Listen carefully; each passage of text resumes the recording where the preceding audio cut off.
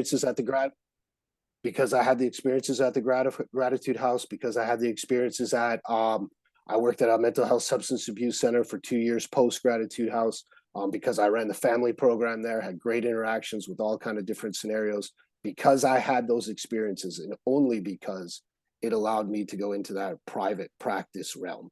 So that the first client that walked into that private practice, I sat there as a confident therapist, knowing that I could help them. One of your biggest challenges as an intern is you may have hours from your internship, or you may have been in the field before, but the experience of being in private practice is a whole different animal. So get as much experience as you can, get as much confidence as you can, and understand that as a private practice, you are also becoming now a small business owner, which is not something they taught you at Capella.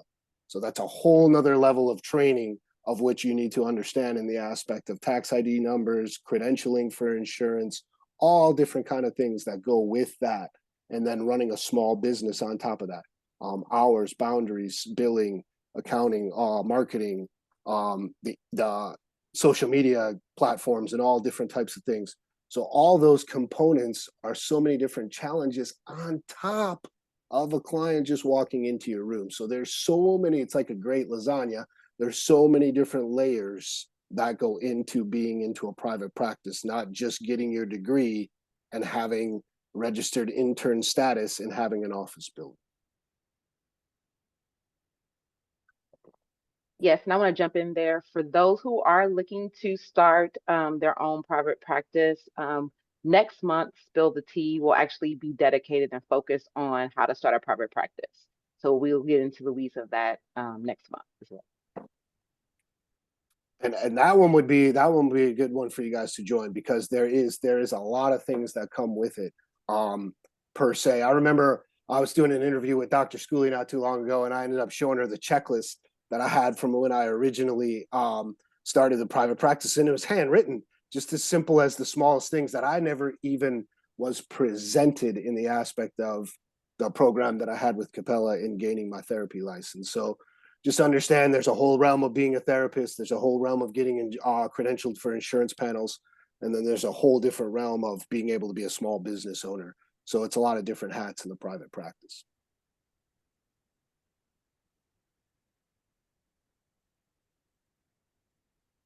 For me personally, I own the Emotion Station.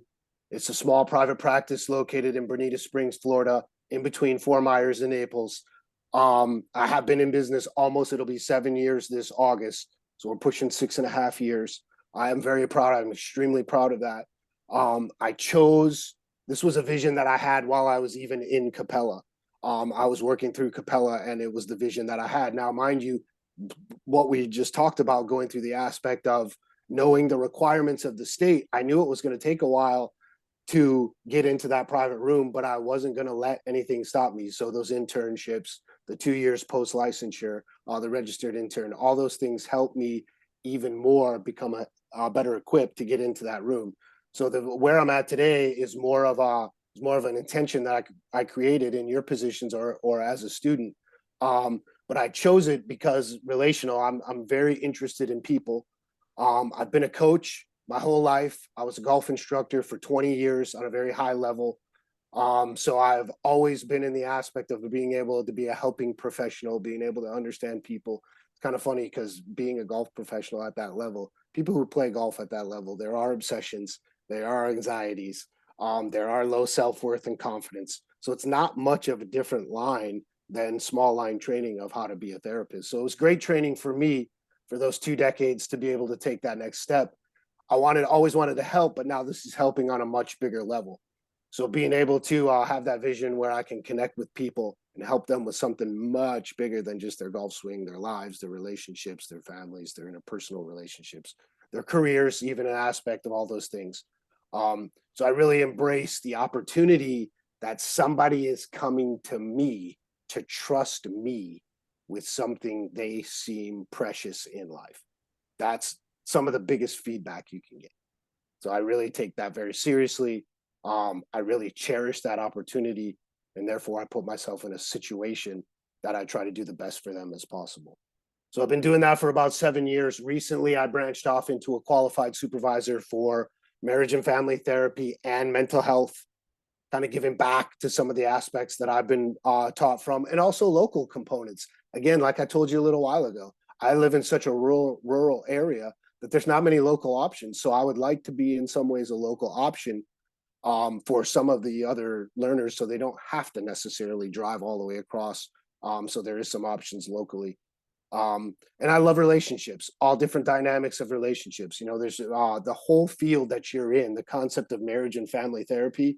You're not just going to be working in the areas of marriage and family therapy.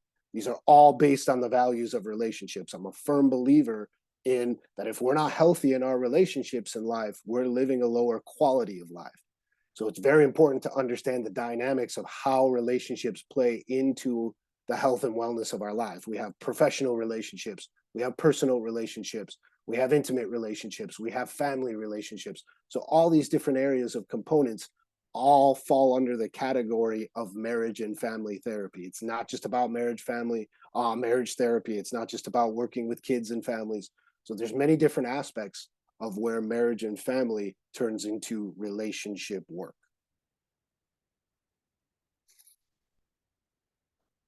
Everyone with me so far? Any questions or anything like that?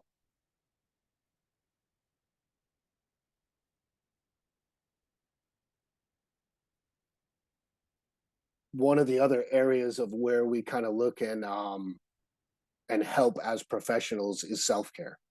So one of the big aspects of on a week-to-week basis, like I said, the hardest part of my job is staying on time. My schedule is very rigid. I coach a football team. I coach a baseball team. So throughout the day, when I wake up in the morning, pretty much all those hours throughout the day are consumed. So it's very important to have healthy boundaries. And it's very important to understand how to be able to say yes, how to be able to say no, and then how to be able to take the time, shut it down, and give the attention to the next component.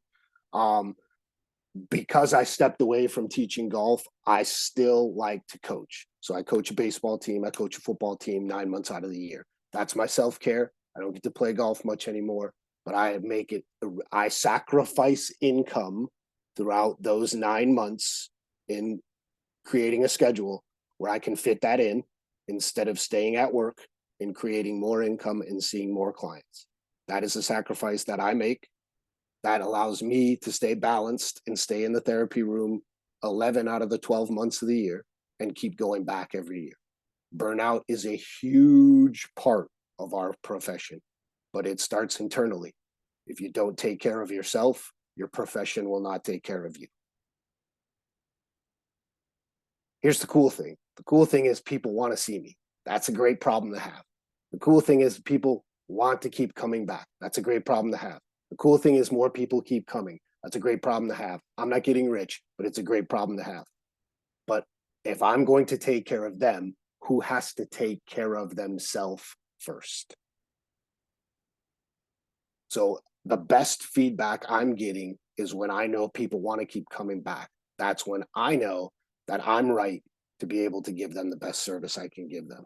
So that's why I step away. That's why I create such a rigid schedule. A lot of other local competitors that are in my area, they will see people till 5, 6, 7, 8 o'clock at night, whether it be private practice or a facility. That is a boundary that I cut off a few years ago because of the fact that for self-care, because it never stops. There will always be another person that calls. There will always be another hour to fill. There will always be another dollar to take. So that is a choice you have to make in the aspect of helping yourself in the aspect of self-care.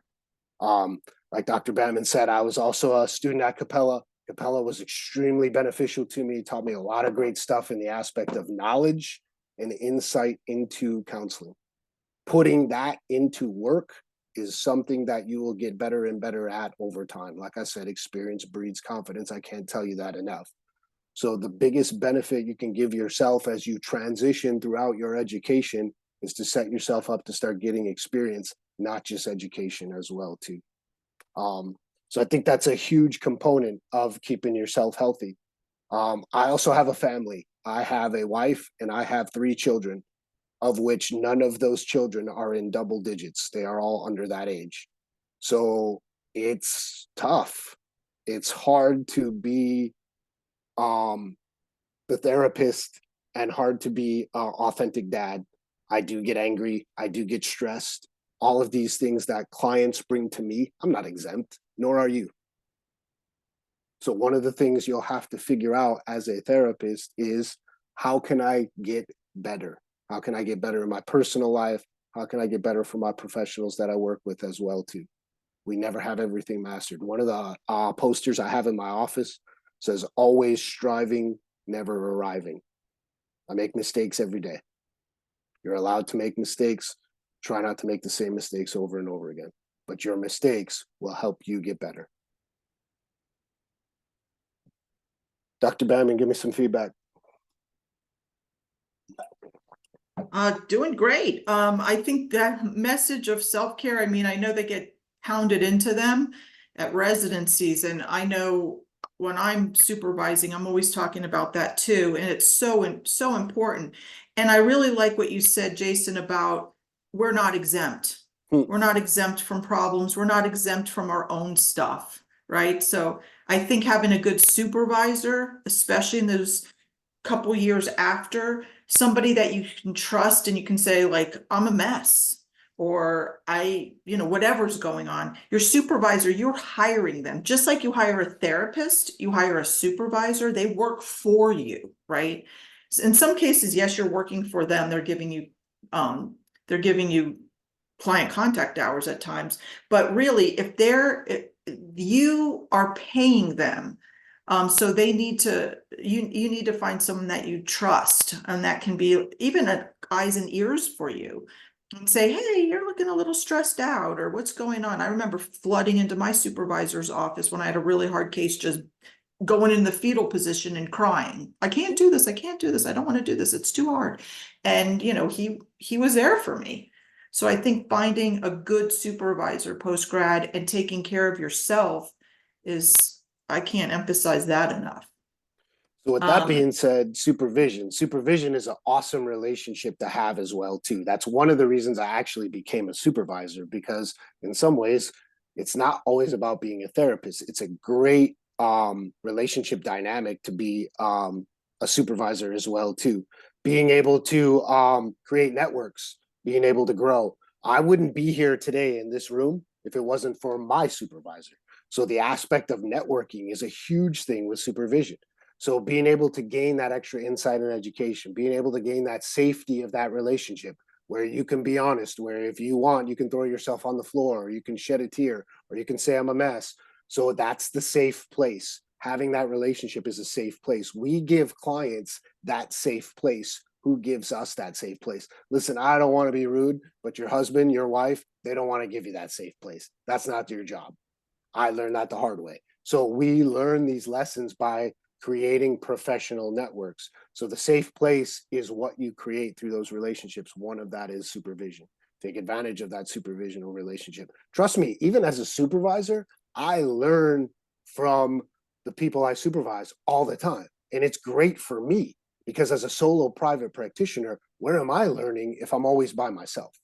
So I think it's a great relationship to be able to have, and be able to network and be able to grow, and then to be able to help us if we're not right, if we don't feel like we're doing the next right thing for our client, if we're not on point, or if we need to learn something to get better, or we need to be held accountable. Sometimes it's just a pure aspect of being held accountable. Most of the time, we think, because we are private practitioners, we think we have the freedom to call all our shots and we're making all the right decisions.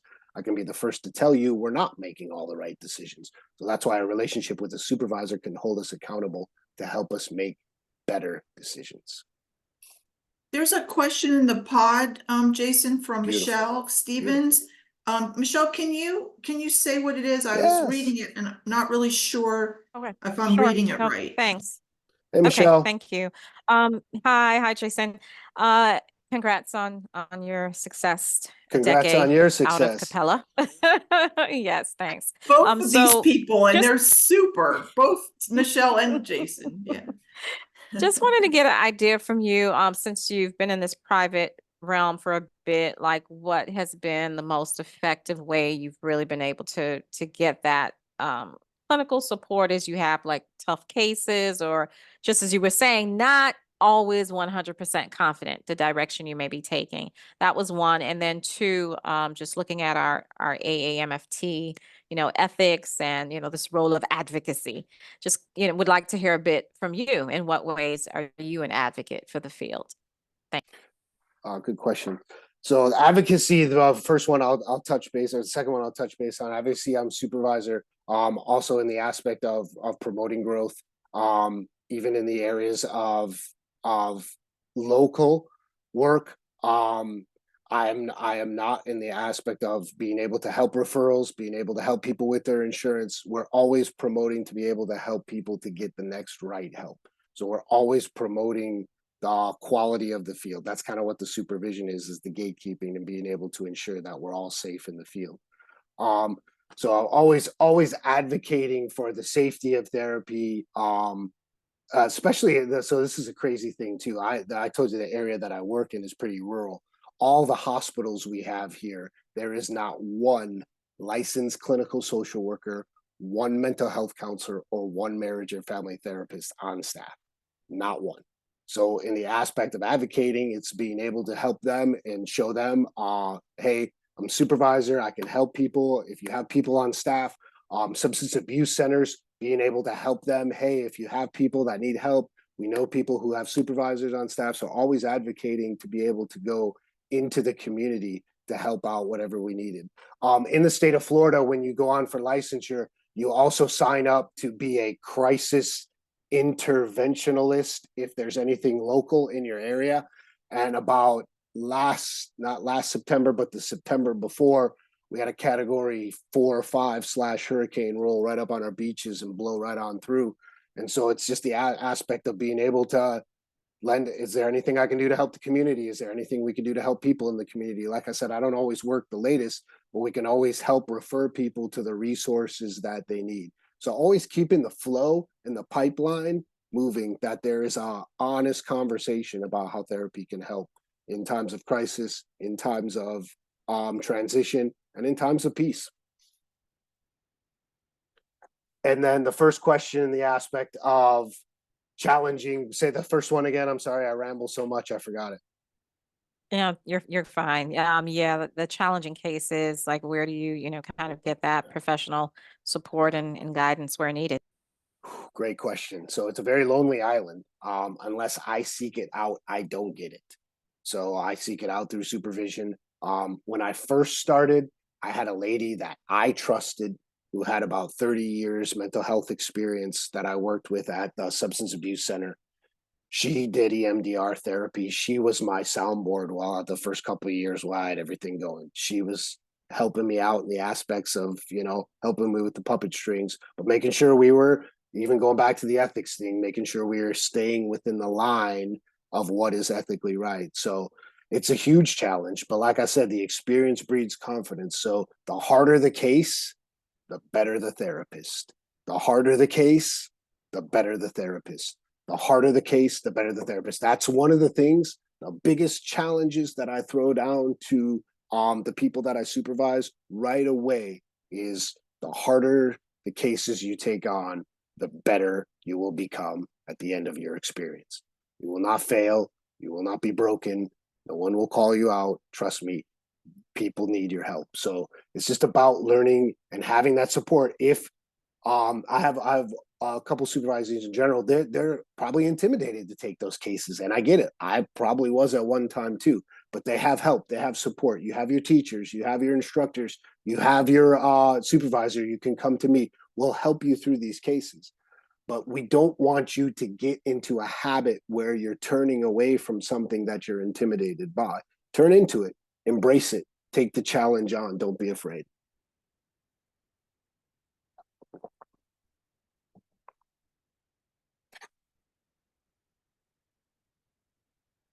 And there are some hard cases.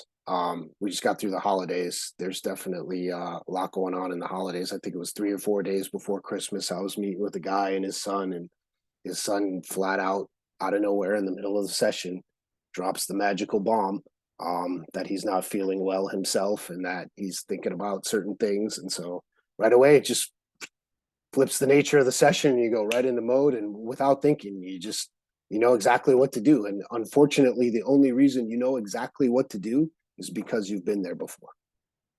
And I just want to hop on that too, Jason, is we were never meant to do this work alone, ever. I'm licensed over like 30 years pretty much. And if I have a hard case, I reach out. I have other people reach out to me. We form Great point. networks, Great right? point. So even when you're fully licensed, right? Well, you don't need to operate under anyone else's license. It can be a very lonely and scary thing, and isolation is the first step of the slippery slope. So find your people. I meet up with a group once a month just to like kick around cases, right? That's a great So point. yeah, so make sure we should never be doing this alone. We're the collaborative people. We're the connecting people. So you know, be there for your colleagues, let your colleagues be there for you after. And even now you'll take these folks that you know an internship, stay close to them, meet with them on, you know, Facebook Live or whatever, and see how you doing, how are your cases going. So I just wanted to No, say that's that. spot on. We work with, think about it this way. I mean, exactly what she's saying. We work with clients on a day-to-day basis to help them with their support system. But yet when it comes to us, we don't create a support system for us. That makes absolutely no sense in the world, right? It's like the old boundaries conversation. We help clients every day with healthy boundaries, but we don't have them ourselves. It's we that's the what in the aspect of what we grow and we learn is that support system. It's very healthy to have a support system. The way I often give people in therapy the dynamic of a support system is example of a bicycle wheel. If you look at a bicycle wheel has spokes on it. The reason it has spokes is to keep the wheel balanced. Most of the time when a client comes in, they don't have a lot of spokes on the wheel. So we help them with support systems, whether that be through recovery programs, whether that be through employment, whether that be through relationships, whether that be through part-time work, whatever the case is we start putting spokes on the wheel, and all those spokes work into a support system. So we just help that client 100% create this whole support system. And then at the end of the day, we look at ourselves in the mirror and we have no support for ourselves. So we want to be able to create some type of support system for ourselves too. In retrospect, that's another one of the side reasons that I chose to be a supervisor, is because it's another branch of having that support system. Again, it's not going to make you rich. I'm not doing it to get rich, but it's another branch of having a support system. Being able to even help supervisees that I work with in some of the cases that I go through. Sometimes they're just like blown away with some of the stuff we have to work through, but it's collaborative. We can all talk about it. And you know what? Maybe I'm even looking for a little nugget myself that I can even help myself as I keep going. So it's a beautiful part of having a support system. You're not that powerful. Number one, I hate to deliver that news to you. And you're not going to save and fix everyone. So it's great to have a support system, because every once in a while, we're going to need that little safety net to throw out and get that help once in a while. That's part of being human. Great, thank There's you. a question, what's the process of becoming a supervisor? Good, Taylor. I'm glad you're thinking that far in advance, and it may Great not be question. that far in advance, right?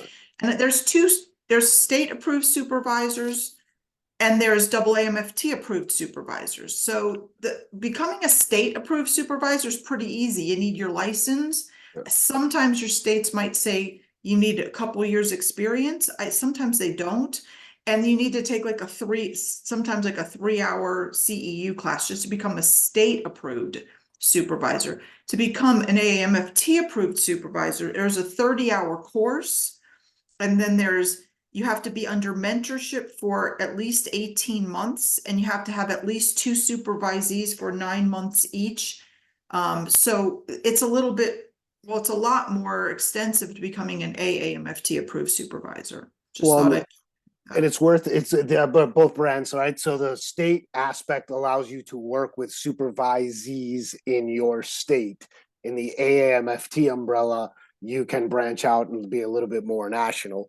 So you have a little bit more flexibility. So the requirements are a little bit different. In the state of Florida, it is 5 years post licensure, and then you can apply. Once you apply, you have to take like a 12-hour course. And sometimes they even offer that 12-hour course in one day. It's like a 7 to 7 or an 8 to 8 type of course. And you go through that course. And the beauty of it is too, is that even I'm a licensed marriage and family therapist. However, in the state of Florida, I am a qualified supervisor as a marriage and family therapist and mental health counselor because of my program at Capella. So my program at Capella allowed me to get enough credits and credentials to also be a mental health supervisor in the state of Florida, which is not my licensure. It's licensed marriage and family therapy. So that's a cool thing as well too. So 5 years, then you take that course. After that course, you pass that course, you get the certificate. Then as you get the certificate, it's literally from that point, it's like building a private practice. The hustle is on. You got to find people. You got to find schools. You got to network, and you got to put yourself out there, and you got to work. No one's going to come to you and be like, hey, I heard you passed your qualified supervisor test in Florida yesterday. I got 12 people for you. None of that is going to happen. So it's just like starting a private practice. You're going to have to work. There's going to be some ups. There's going to be some downs. There's going to be some times where things fall through the cracks. But it's just like after you wait that time and get that credential, it's just like starting a private practice, and then you just hit the ground running. But in the state of Florida, it's 5 years. Then you take that 12-hour class, and then you have to sign up and get approved through the state. Pretty simple process. The only challenge is the 5 years. And again, from the state of Florida's perspective, they're making you do everything because they're making you get experience. Experience. You get licensed for 5 years. You stay licensed for 5 years. You're probably going to see a lot of people. We trust you with that credibility after 5 years. So it's just experience. I want to just pop in. I just saw, Melissa, what you said. I was actually thinking, well, maybe I should get my license in North Dakota then.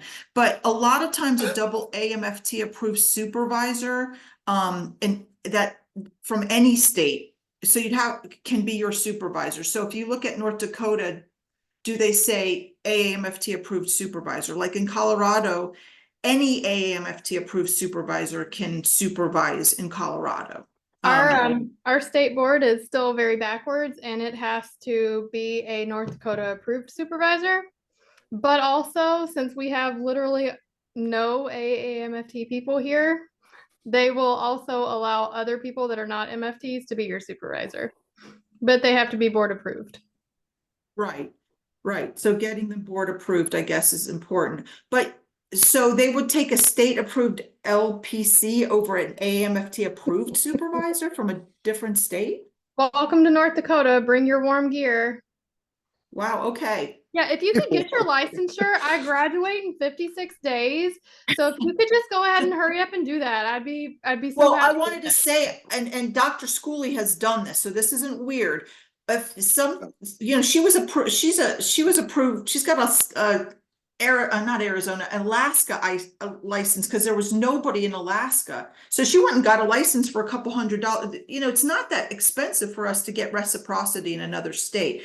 If you don't have a good supervisor in your state, I would say, hey, to the supervisor you want, Dr. Schooley or whoever else, and say, I'll pay for you to get licensed in the state. It's less than you'll pay, it's not that much money if you'll supervise me virtually, right? So she's in Florida. She's supervised people in Alaska before.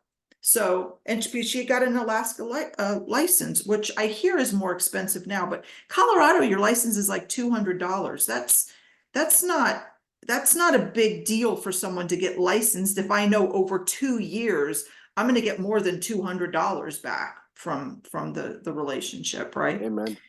Susie, I see your hand. Oh yeah, go ahead, I was Megan. going to say, if I can Budinsky, Susie and I actually work for the same practice. And then we also share like the supervision stuff too, because our site supervisor, she actually just graduated, so technically not site supervisor anymore for her, but we have the same one. He's LPCC. I'm And gonna cut in because that's what I was going to say. I'm currently applying to both Minnesota and North Dakota to get our LPCC supervisor approved in both states.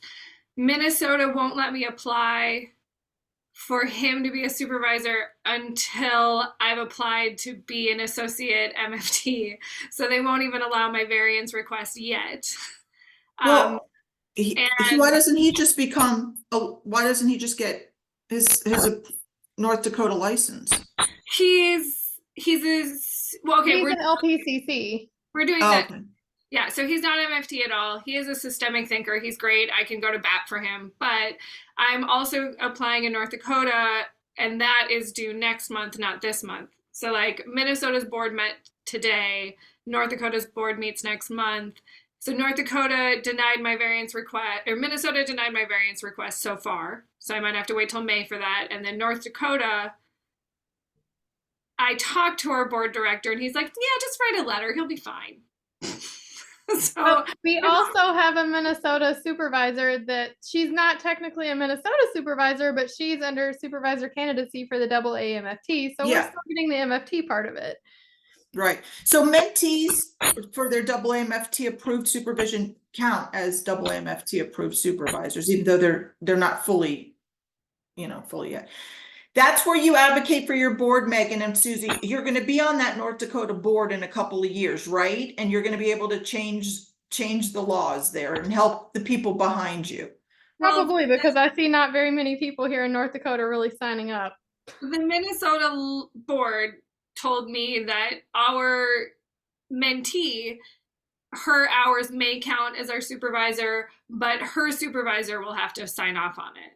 It was like they were kind of brushing me aside, saying, don't ask these questions before you apply for the supervisor things. Like, don't force problems that are coming, just do it and ask for permission later. Well, I've had a situation where I took on a supervisee. She's fantastic. She went through 2 years of supervision, put all of her paperwork in, and they said, oh, your supervisor's not qualified to supervise you. So she had to start all over with me. And that was very tragic. And that's actually been reflected on, I looked because I knew that the board was meeting today. That's been reflected on 2 different board meetings for variance requests on non-MFT supervisors, hours counting. And there's small write-up in the notes saying, these people approved it. Yeah, sure, go ahead. One person objected, and so they only gave them 20 hours instead of 200 hours. We'll approve some of the hours. So it's not consistent. So I'm trying to get it approved before I then build up hours, but I don't exist yet to the Minnesota board, which is my weird place between graduation and application for the exam.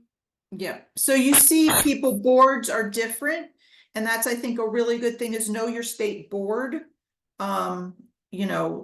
Know your state board and what they want, what they approve. In the state, somebody said you're graduating in 56 days. Congratulations. In the state of Florida, so once you graduate in the state of Florida, I don't know for other states, so you would have to go into a registered intern status for 2 years. So this is something I want to bring into this room because number one, it wasn't an option when I was in this room. And number two, some of you may get this carrot dangled in your face in the next year or so. So I have registered interns who are looking for employment. One of the big things nowadays is this telehealth thing where you can work for companies and you can work for home. They will send you equipment. They will send you everything you need for the job. They will give you clients. You sit at home and you pump it out. So in the state of Florida, this right away brought up a red flag for me because part of what I do with supervisees is registered interns. I have to be on property when they are giving sessions. Not so much when I am a site supervisor and you're a student, but as a registered intern. So right away, I'm thinking, okay, well, if my supervisee is going to go work at an online company and they're getting all this stuff provided for them, no one is sitting in on their session. So at this point, now I have a problem because why can't I be the supervisor? I was told I have to sit in on or I have to not sit on property, or another licensed professional has to be on property while that person is working. So when you're sitting at home, no one is on property. No other licensed person is on property. No one's sitting in on your sessions. So I did some research. Here's what I found out. In the state of Florida, there is a gray area. If you take a position online for a company and it's a remote position, if it's a non-profit company, you are allowed to take that position and your hours count. You could ride out your 2 years, your supervisor signs off, you're good. If it is a for-profit company and you take that position and you work your 2 years, at the end of those 2 years, all that time you put in can be retracted and that time is no good. So you want to make sure that whatever job you're stepping into has the credibility, authenticity, and is going to be legal for you to have your supervisor sign off at the end of the 2 years. There is nothing that gives me shivers more than to have someone spend 2 years of their life and then have me look at them at the back end and being able to say, we can't sign this. So this was not an option back in the day. It's automatic. It's already come through probably 3 of the 5 people I've met with recently automatically again, because like I said, we're a pretty rural area. There's not a lot of jobs, and that's what they're trying to lure. They say right away in the job application, registered interns is what they're looking for. So just pay attention, like Dr. Bamman said, pay attention to your state, and then pay attention to what your requirements are if you're going to be working. If you're not working on site, you want to ensure that if you're not working on a site, that your work counts towards state hours. Well, I know we only have a couple minutes left. And again, make sure that you let me know in the pod if you haven't put your name in, that you're using this for the 1 hour of supervision. But any other burning, I mean, next month we're talking about private practice, which is cool, but any other, like, what else after graduation?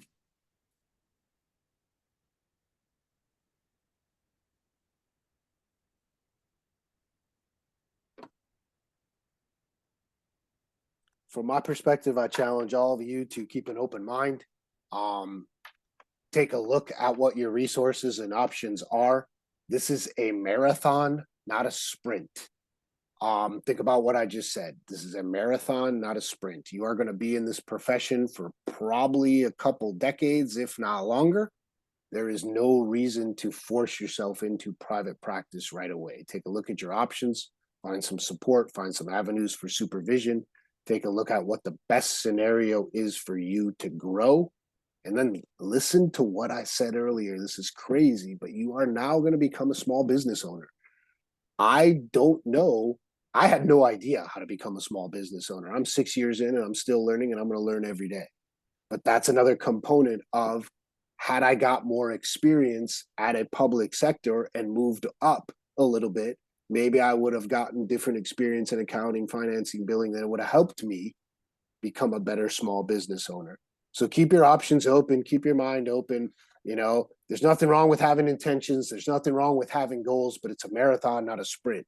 You're going to be in this business, in this profession for a long time. If you limit yourself to one lane, you're going to burn yourself out in that lane in 10 years. What are you going to do after that? So keep your options open. Understand the nature of where your life is, understand the nature of what your needs are as an adult, and be able to make the next best choice. Don't just make the choice you want based off what you want.